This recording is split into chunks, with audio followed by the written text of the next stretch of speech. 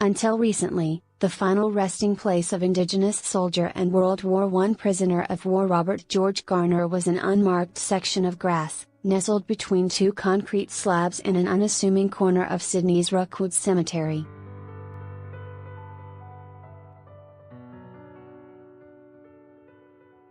But Garner's service to his country has been recognized at last, with his grave receiving a new commemorative plot and headstone.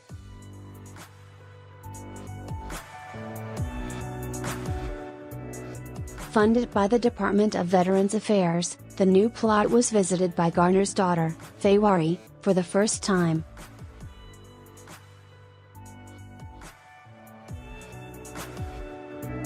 She said her first visit to Rookwood in October 2015 had been the end of a lengthy search to find her father's grave that had brought feelings of guilt and sadness.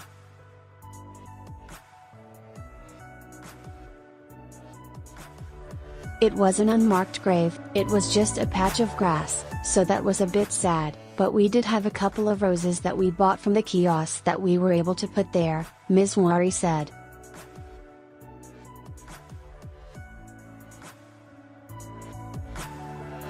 It was a terrible war and he must have went through hell, like they all did, so it's good to think that he is now being recognized like a lot of others are now being as well.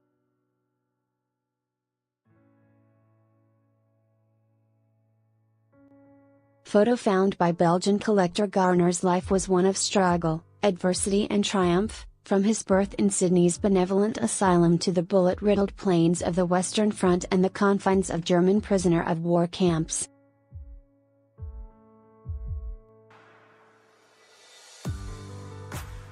It was a story of great intrigue, but one that few outside his immediate family knew.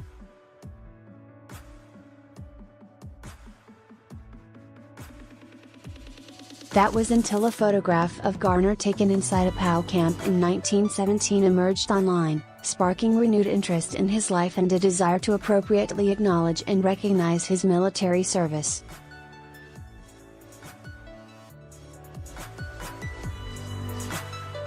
The photo was from an album found by Belgian World War I collector and researcher Ian Rooftooft as he scrolled through online auction websites in early 2015.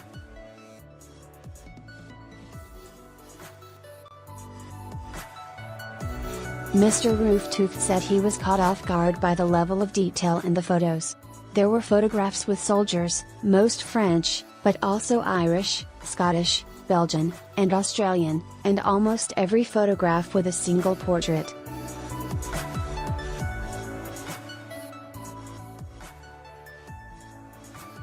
Has the soldier's name and sometimes the address on the back, he said. The image of the 26-year-old Garner, with his strong jawline, high cheekbones, tight curly hair and dark complexion, demanded attention, Mr. Rooftooft added.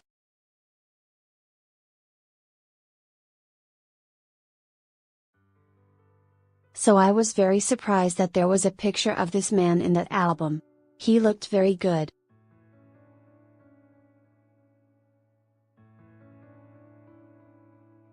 On the back of the photo was his name and the village where he lived, and we soon found out he still had family in Australia.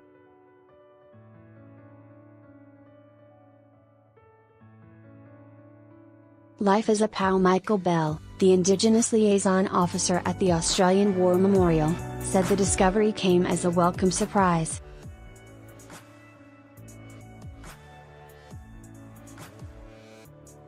Garner went missing in action in 1917 following a German attack against the 17th Battalion that resulted in heavy casualties.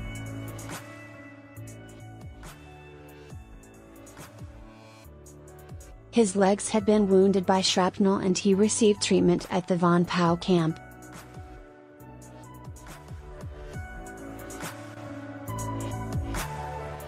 More of our Anzac Day coverage. Incarnations of a digger. From old soldier to young veteran, all my mates ever got was a wooden cross. Greek villager recalls how Anzacs saved him from execution during Battle of Crete. Chinese Anzacs still fighting for recognition decades after being lost in history. Anzac hero buried in pauper's grave in Geraldton, recognized more than 50 years later. As many as 12,000 Anzacs could lie in unmarked graves in Australia. In the months that followed, Garner was relocated to several camps across Germany, including Hameln, Rinbahn, Münster II, Minden and Friedrichsfeld.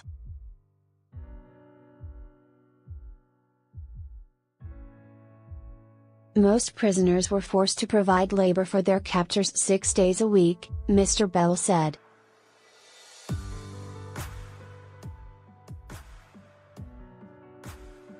Mr. Rooftooth said the album he discovered belonged to a French soldier, Emile Landsberg, who had spent considerable time alongside Garner in the prison camps.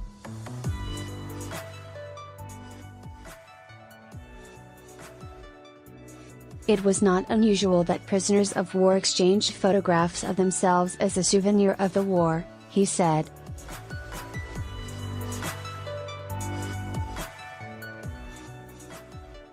After the war, Landsberg and his album returned to France, where it remained in his family until his grandchildren listed it for sale almost a century later.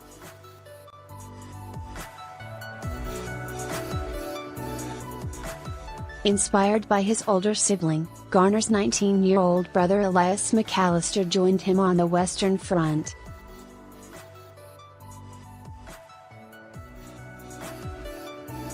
Questions were likely raised as to both brothers' eligibility to serve, due to a policy at the time that restricted those of a non-European background from enlisting.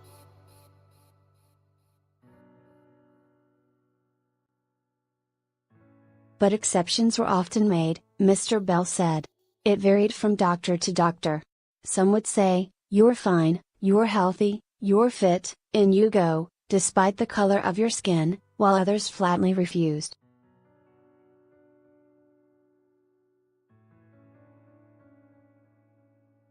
McAllister, a frontline trooper, took part in several significant actions, including the Battle of Bullecourt.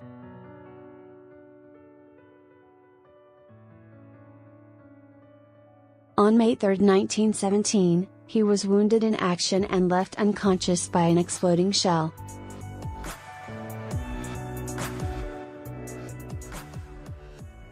He would complain of noises in his head, giddiness and difficulty standing, with a tremor throughout his body keeping him hospitalized for 2 months.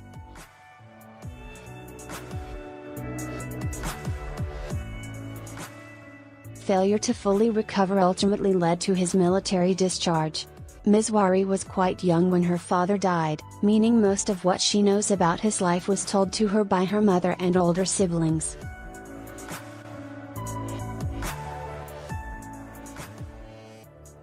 She did, however, spend a considerable amount of time with her uncle Elias, even living with the family during her teenage years.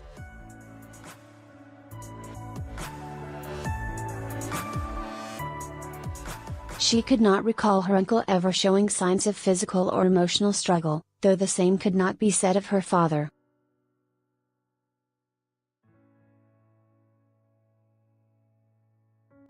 Uncle Eli seemed quite strong and well, but my father, he had problems. He had both legs injured from the war and he also had difficulty breathing.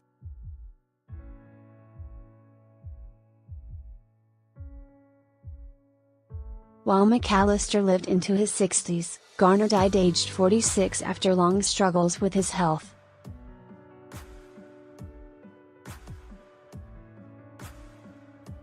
He spent the latter part of his life working as a laborer, supplementing his income by busking in the streets of Newcastle. Hawaiian music was a favorite,